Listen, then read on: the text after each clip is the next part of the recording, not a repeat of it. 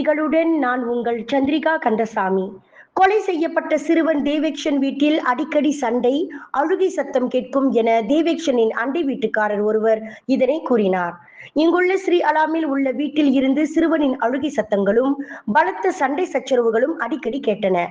ஆனால் இந்த சண்டைகள் 6 வயது சிறுவன் கொலை செய்யப்பட்ட நிலையில் காணப்பட்ட சோகமான மரணத்திற்கு வழிவகுக்கும் என்று யாரும் நினைத்திருக்கவில்லை என அண்டை வீட்டுக்காரரான 47 வயது கமாருடின் அப்துல்லா இதனை கூறினார். தனது அண்டை வீட்டாரின் வீட்டில் நிலவும் பதற்றம் குறித்து கவலை கொண்டதாகவும் தாம் சுமார் 1 வருடமாக அவர்களின் அண்டை வீட்டுக்காரராக இருந்து வருவதாகவும் அவர் குறிப்பிட்டார். சிறுவன் அழுவதையும் அவனது பெற்றோருக்கு இடையே உரத்த வாக்குவாதங்களையும் நான் அடிக்கடி கேட்டேன்.